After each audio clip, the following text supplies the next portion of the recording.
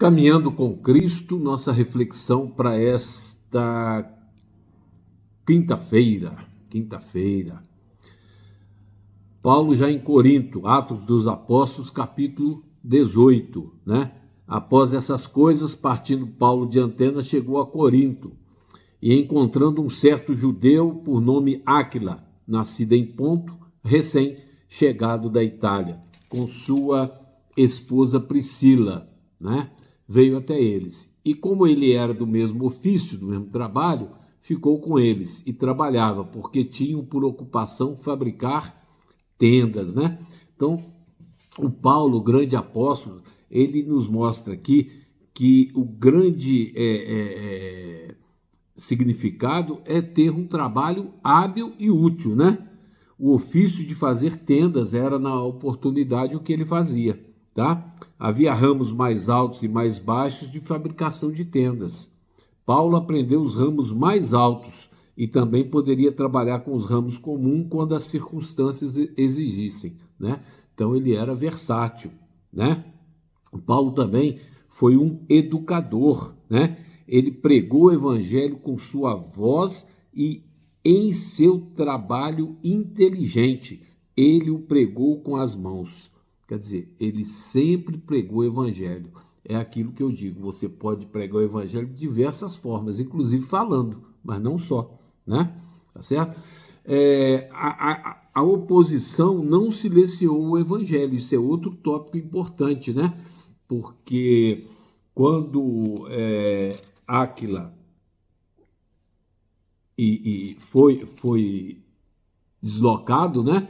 Ele estava sendo perseguido, né, por Cláudio, né, que tinha mandado que todos os judeus saíssem de Roma, né? Então a oposição, né, a dificuldade não pode silenciar a pregação do evangelho. Após a ascensão de Cristo, os apóstolos foram a todos os lugares pregando a palavra. Eles testemunharam a obra de Cristo como mestre e médico. É o médico dos médicos, né? O testemunho deles em Jerusalém, em Roma e em outros lugares foi extremamente positivo e poderoso. E nós devemos e podemos dar testemunhos também positivos e poderosos, tá? A inveja e a raiva dos judeus contra os cristãos naquela oportunidade não tinha limite. E os residentes incrédulos eram constantemente agitados.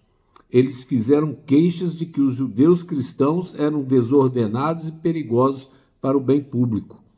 Constantemente colocava em movimento algo que provocaria contenda.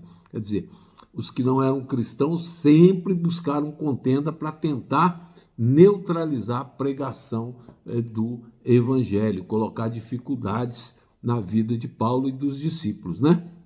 Certo? Bom, aí depois temos o retorno de Paulo a Antioquia e o próprio Apolo prega em Éfeso, né?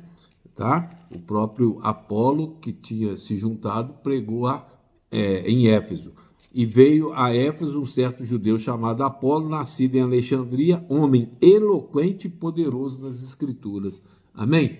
Quer dizer, um recém-iniciado com o apóstolo Paulo, passou a ser um pregador eloquente e poderoso nas Escrituras. Se é poderoso nas Escrituras, porque conhecia as Escrituras. E para conhecer tem que estudar. Que graça e paz lhes sejam multiplicadas. Amém?